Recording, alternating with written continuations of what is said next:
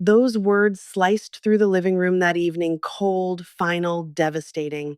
I froze on the staircase, accidentally overhearing a conversation that would shatter our family.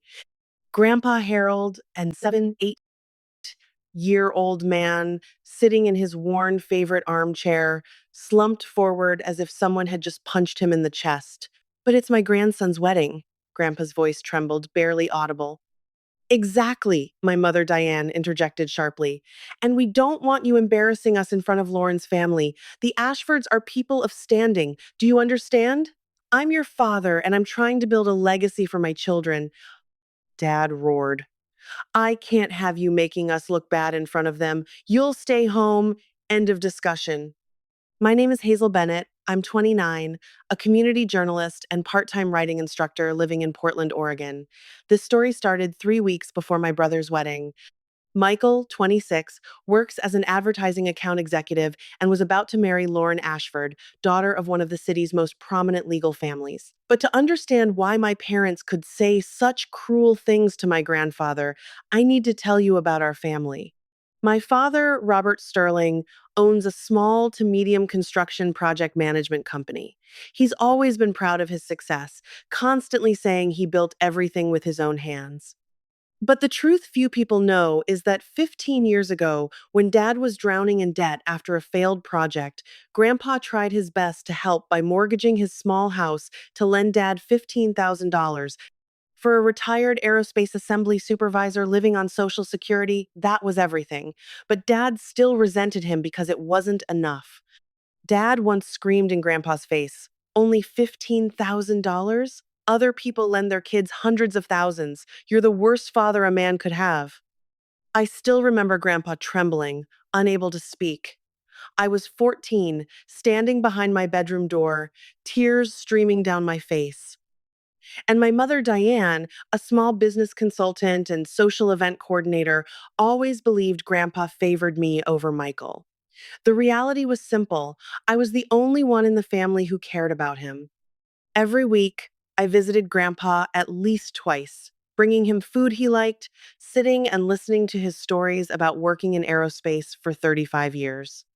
Michael only called when he needed someone to dog sit or when he needed money to go out with friends. But in Mom's eyes, Grandpa's affection for me was unfair. Every time he gave me a birthday gift, even just an old book or a scarf he'd knitted himself, Mom would grumble, "Why doesn't Dad give Michael something like that?" I tried explaining countless times. No one listened. Then came Michael's wedding preparations, an elaborate affair with over 200 guests at the Sentinel Hotel, tables at $150 per person. Lauren's family was powerful. Her father, William Pemberton, was a corporate litigation partner at Portland's biggest law firm. Her mother, Eleanor Granger, was a university dean of liberal arts. They were the type of family my parents desperately wanted to impress. And Grandpa Harold? A burden, an embarrassment. 3 weeks before the wedding, the tension at home escalated.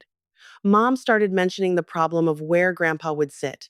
"We can't have Dad at the main family table," she said one evening as we discussed the seating chart. "He won't know how to behave around people like the Ashfords." What are you saying? I couldn't believe my ears.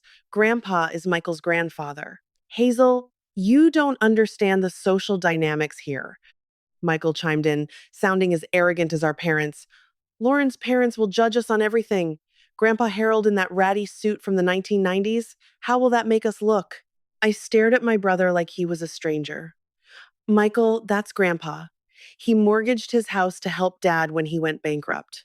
That's between Dad and him, not me." My blood boiled, but before I could respond, Dad cut in. "Hazel, go to your room. This is an adult conversation." I'm 29 years old. I have a master's degree. I'm financially independent. But in their eyes, I'm still the child who doesn't understand.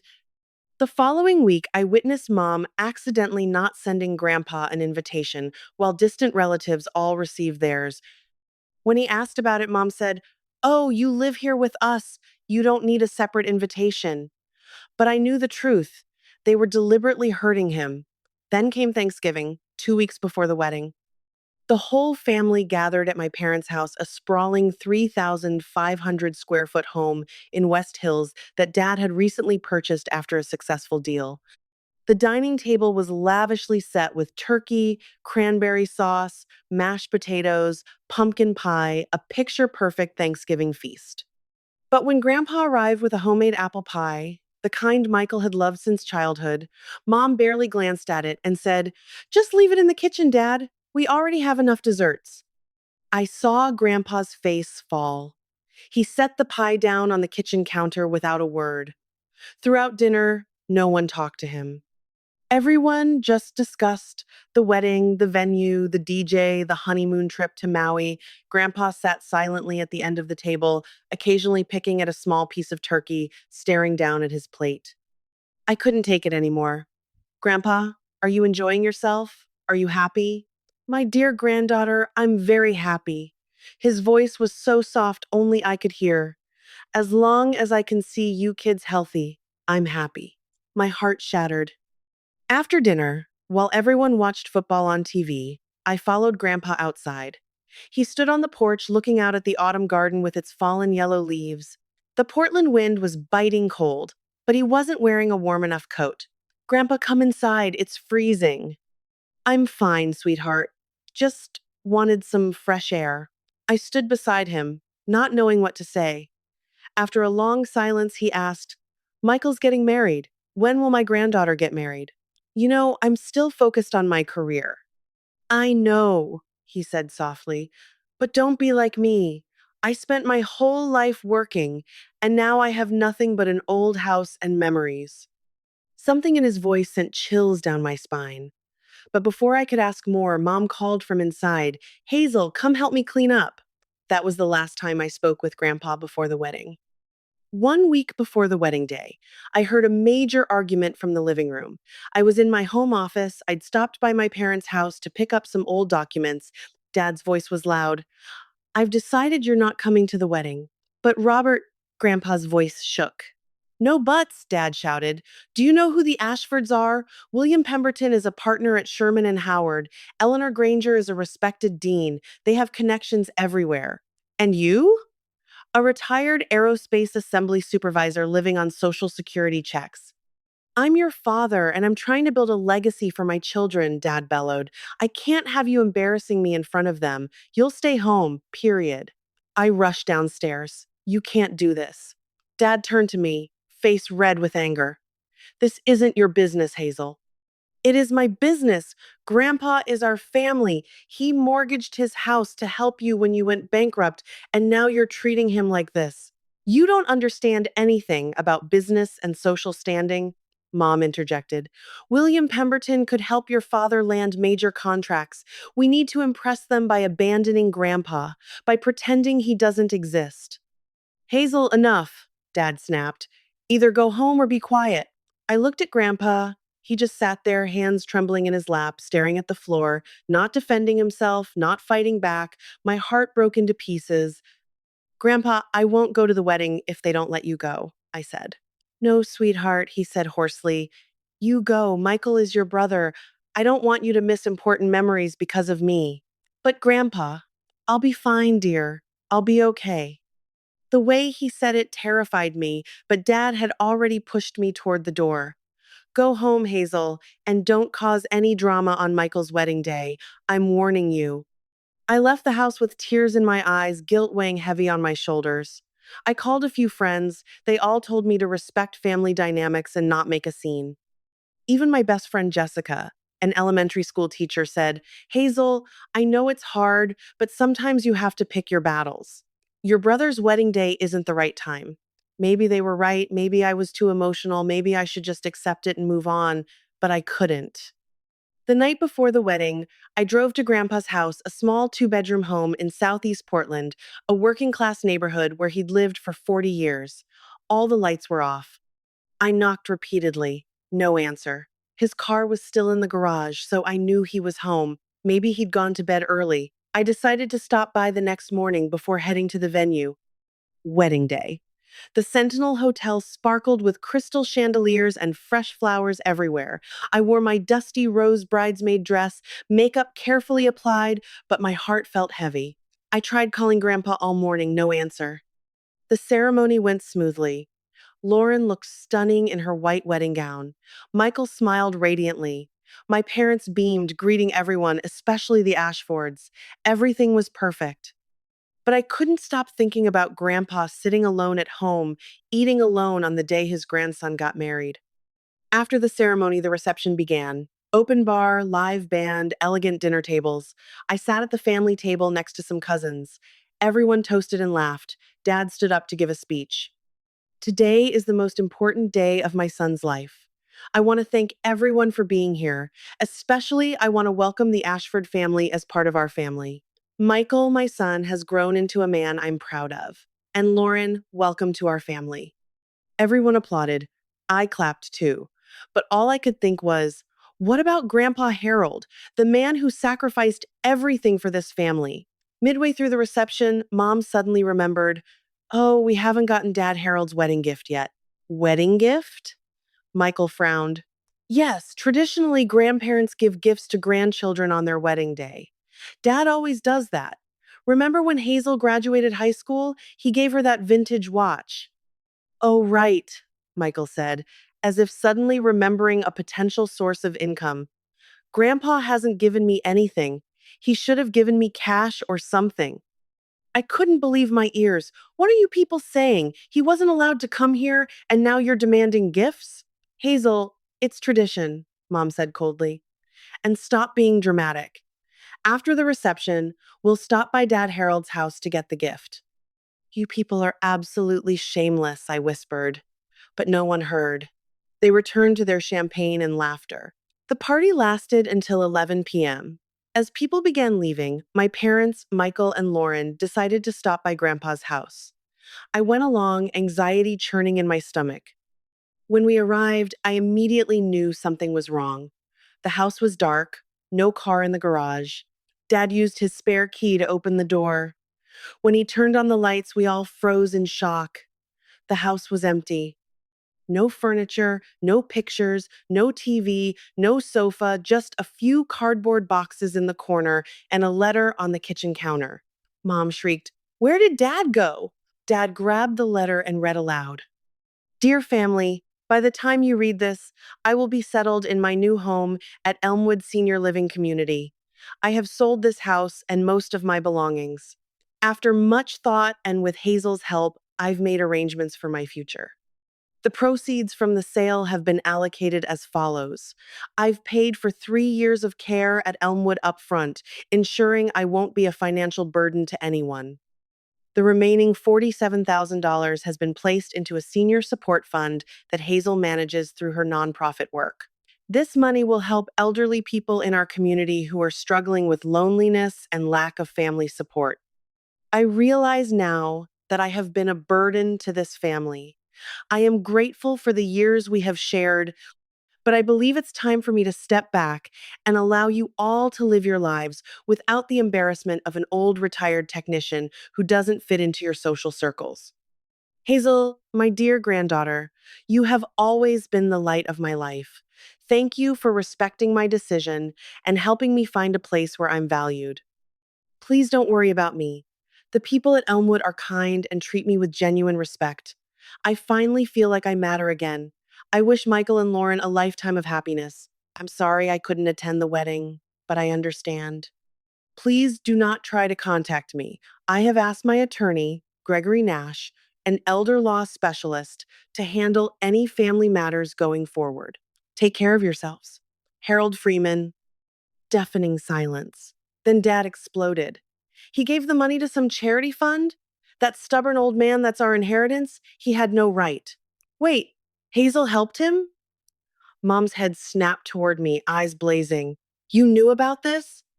I I started. You helped him steal from this family? Dad roared. He didn't steal anything, I shouted back. It was his house, his money, and yes, I helped him set up the fund because I actually care about what he wants. $47,000, Michael's voice was shrill. That could have been my down payment on a house. How could you let him throw it away on some random old people? I looked at them feeling rage and disgust to my core. Is money all you care about? Grandpa just left the house he lived in for 40 years. He felt so lonely and rejected he had to leave. And all you can think about is money. Hazel, you don't understand, Dad started. No, now you're going to listen to me, I roared, my voice shaking with fury. For years, Grandpa loved this family. He mortgaged his house to save you when you went bankrupt. He made food for Michael by hand since Michael was little. He sat through family dinners silently enduring the contempt and abandonment from all of you. And today, on his grandson's wedding day, he was banned from coming because you were afraid of being embarrassed. You don't know anything about social pressure, Mom tried to argue. What do you know about real family? I shouted, tears streaming down my face. Family isn't just about sharing blood. Real family is spending time and sharing every important moment together. It's caring for each other unconditionally. Grandpa gave you that, but what did you give him? Shame. Lauren, the new bride, stood in the corner looking terrified. She quietly said to Michael, "Maybe we should go." But I wasn't done. And Michael, you know what? You only called Grandpa when you needed money, needed him to dog sit, or needed someone to fix your old laptop. Did you ever ask him about his life? Did you know he worked in aerospace for 35 years, helping build things that millions of people rely on? Did you know he lost his wife, our grandmother, to cancer when you were only 5, and he raised Dad alone? No, you didn't, because you never cared. Michael bristled. Well, you're not perfect either. I'm not perfect, but at least I visited him. I was the only one in this house who did. Dad stepped forward, pointing at my face. All right, enough, Hazel. We'll call this lawyer Nash and demand the old man come back. We're family. We'll have a meeting. No, I screamed. You will not harass him anymore. He made himself clear. He wants boundaries, and I'll make sure you respect that. What are you going to do? Mom sneered. I'm going to see him. I'm going to make sure he's okay. As for you people, I looked at each of them, my gaze ice cold. You should be ashamed of yourselves. You lost a wonderful man because of your greed and arrogance, and I hope you have to live with that every single day. I turned and walked out of that empty house, leaving them standing there in silence and shock. The next day, I found Elmwood Senior Living Community, a well maintained care facility in Beaverton with manicured gardens and a welcoming entrance. When I walked in, I was immediately struck by the atmosphere. Unlike the sterile institutional feel I'd expected, Elmwood felt warm and homey. The front desk supervisor, a woman in her 42nd named Patricia Trish Monroe, smiled genuinely when I asked for Harold Freeman. Oh, Mr. Harold, he's probably in the community room. Everyone loves him already. Let me take you there. As we walked through the halls, I noticed residents chatting in common areas, staff members stopping to have actual conversations with them, not just checking tasks off a list. We passed a sunroom where several elderly people were doing watercolor painting together. A nurse sat with them and laughed at something one of them said. When we reached the community room, I saw Grandpa sitting at a table with 3 other residents playing cards. A young staff member named Julian Cross, a recreational therapist assistant, probably in his late 22nd, was teaching them a new game. Mr. Harold, you've got that poker face down, Julian was saying, grinning. Nobody can tell what cards you've got. Grandpa chuckled, actually chuckled in a way I hadn't heard in years. Then he looked up and saw me. Hazel, my dear. His face lit up. Julian, this is my granddaughter I told you about. The writer, the one who visits me every week. Julian stood up, extending his hand warmly. Mr. Harold talks about you all the time, says you're the only one who remembers his birthday. My throat tightened. Grandpa, can we have a moment? Grandpa said to his new friends. Of course, of course. An elderly woman with kind eyes, her name tag said Beatrice Tolliver, a retired librarian and book club facilitator, patted his hand. We'll be here when you're ready for the next round, Harold, and you're still joining us for movie night tonight, right? Wouldn't miss it, Beatrice. I watched them leave, then pulled up a chair next to Grandpa. We sat in silence for a moment. You're probably angry with me, he said softly. Angry? No, Grandpa. I'm heartbroken that it came to this, but I'm not angry. I helped you because I respect your decision. You were the only one who listened when I said I'd been thinking about this for months. When I first mentioned Elmwood to you last summer, you didn't dismiss me or tell me I was being dramatic. You actually toured the facility with me.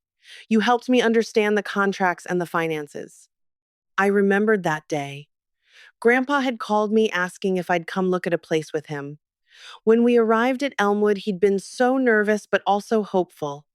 We spent 3 hours there, meeting staff, touring rooms, watching how they interacted with residents. I saw how the nurses addressed people by name, Grandpa continued. How they asked about their families, their interests, their history, how they didn't just see patients, they saw people.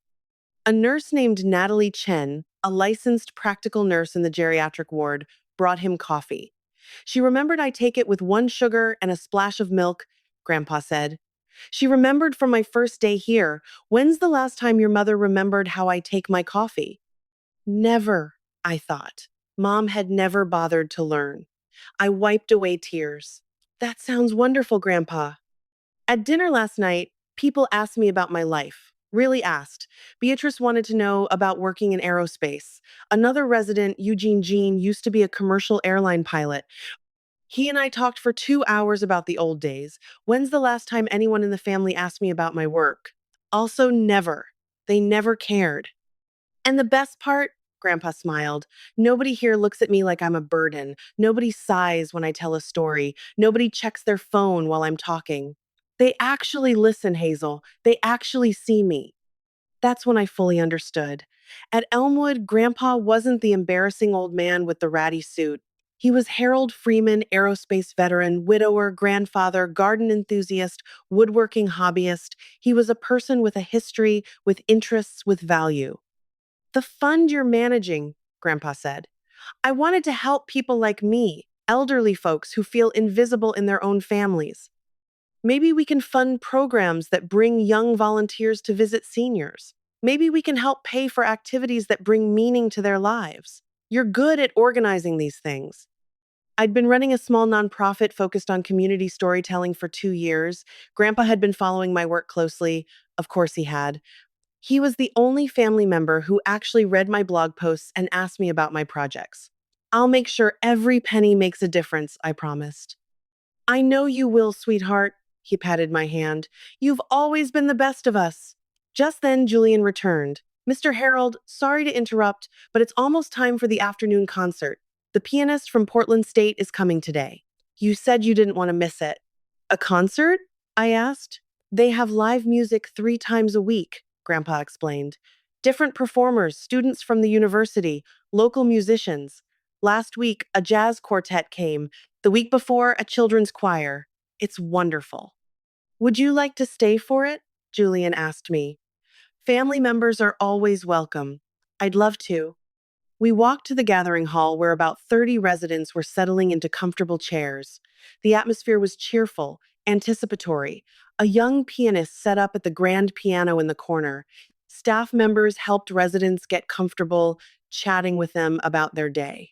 During the concert, I glanced at Grandpa. His eyes were closed, a peaceful smile on his face, completely absorbed in Chopin's nocturnes. When was the last time I'd seen him this content? That evening, as I was getting ready to leave, I saw Grandpa in the dining hall laughing with a group of residents. Julian was telling a story, gesturing wildly, and everyone was cracking up. Grandpa looked 20 years younger. A week later, my parents and Michael tried to arrange a family meeting through attorney Gregory Nash.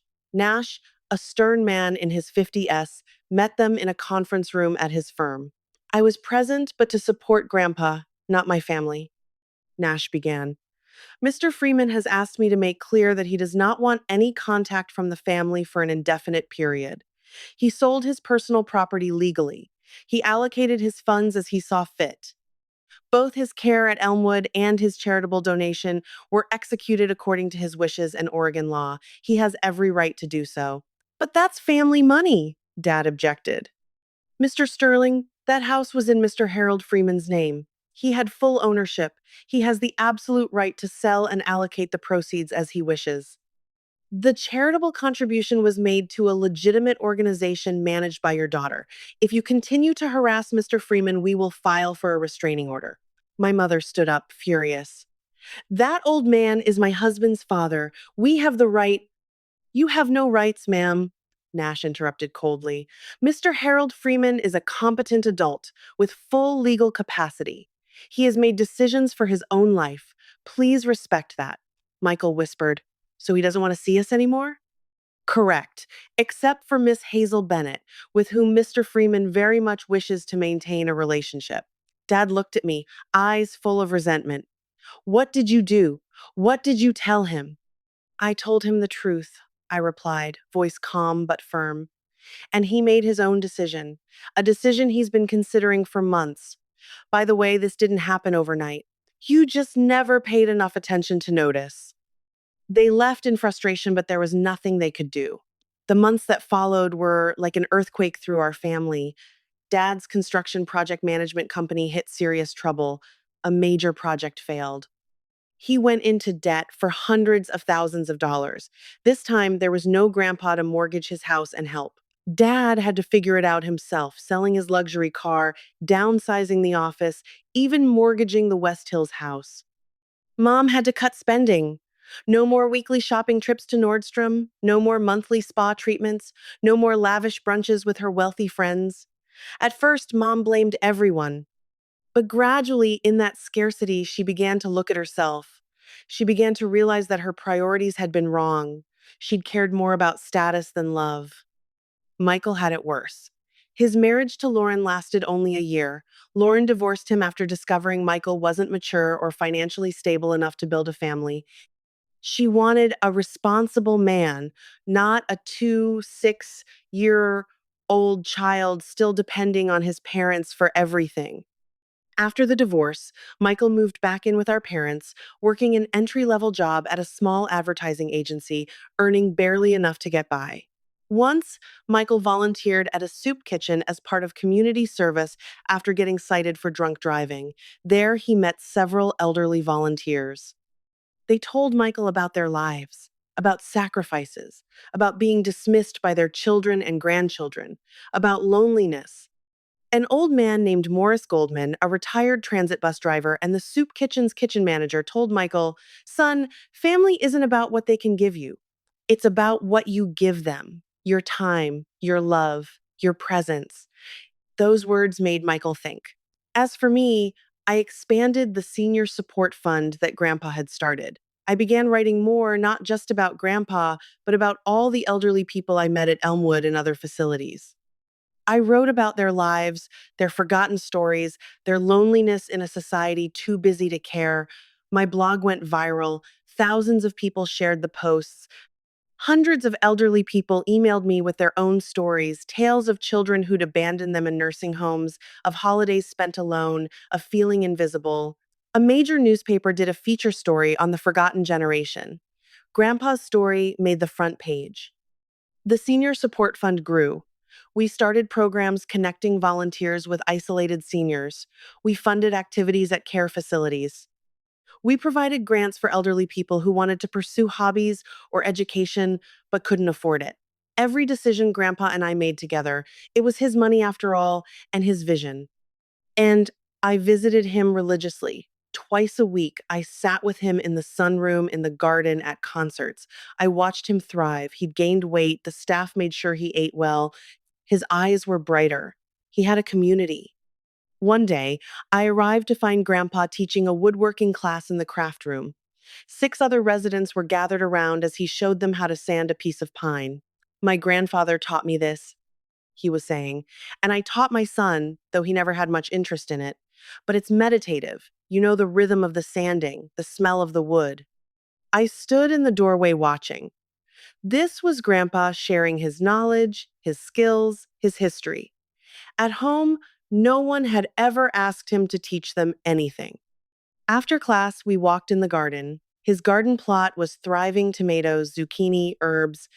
You know what I realized? He said. I spent 40 years trying to earn my family's love. But love isn't something you earn. Real love is freely given. And these people here, He gestured around at Elmwood. They give it freely, just as you always have, sweetheart.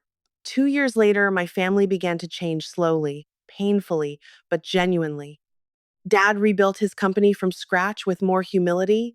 Mom joined support groups and learned to live more simply. And Michael started therapy. He began volunteering regularly at a senior center, not for court mandated hours, but because he wanted to. One day, 3 years after that wedding, Michael showed up at Elmwood. I was sitting with Grandpa in his room when Michael walked in holding a homemade apple pie. Grandpa, Michael said, voice trembling, I, I'm sorry. I'm so sorry.